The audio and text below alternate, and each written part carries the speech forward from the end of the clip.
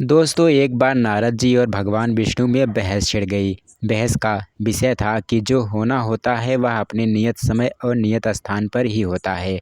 नारद जी ने कहा, प्रभु, कुछ घटनाएं इस नियम के विपरीत भी हुई हैं, तो यह नियम कुछ ठीक प्रतीत नहीं होता। इसके जवाब में भगवान विष्णु ने कहा कि ऐसी तो कोई घटना नहीं है जो इस नियम के विपरीत हुई हो।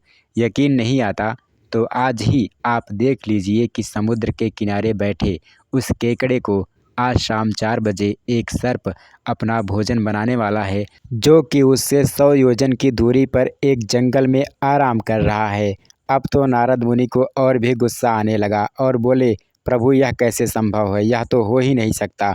सिर्फ 4 घंटे के अंदर एक सर्प 100 योजन की यात्रा करके केकड़े के पास कैसे पहुंच सकता है? या फिर यह केकड़ा 100 योजन की दूरी कैसे तय करके सर्प के पास पहुंच सकता है?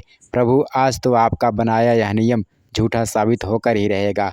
भगवान विष्णु मुस्कुराते हुए बोले, नहीं नारद मुनि, यह घटना तो आज किसी भी कीमत पर होकर ही रहेगी।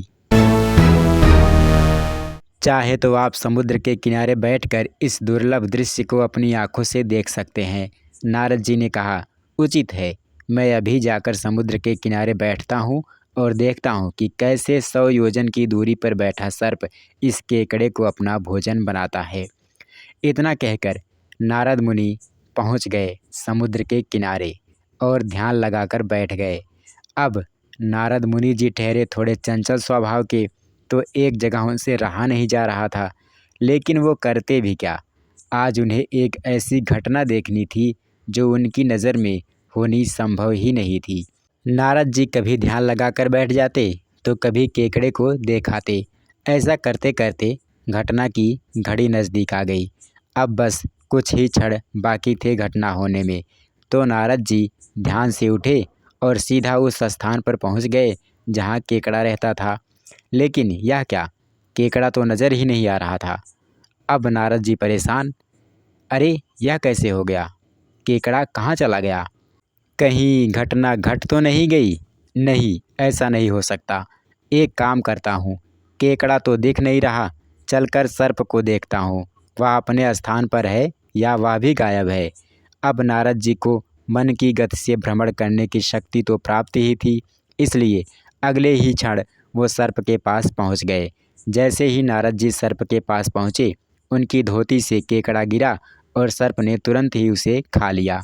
समय देखा तो ठीक वही समय था जो भगवान विष्णु ने बताया था।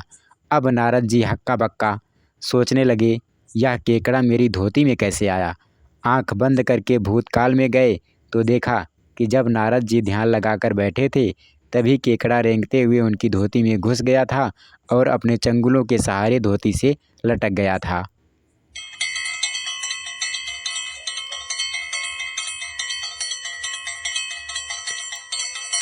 फिर क्या था, नारद जी सिर लटकाए पहुंच गए भगवान विष्णु के पास और हाथ जोड़कर बोले, प्रभु, आपकी लीला आप ही जानो। आप अपनी लिखनी को पूरा करने के लिए किसी को भी माध्यम बना सकते हो, जैसे आज आपने मुझे बनाया। प्रभु, अब जाकर मुझे पता चला कि जो कुछ होता है आपकी मर्जी से ही होता है। मेरा आपसे बहस करना और समुद्र के किनारे जाकर आपके नियम को चुनौती देना सब आपकी लीला थी। मैं समझ रहा था कि यह सब मैं कर रहा हूँ, बल्कि सच तो यह है कि यह सब आप मुझसे करवा रहे थे प्रभु। जय हो प्रभु जी की, जय हो।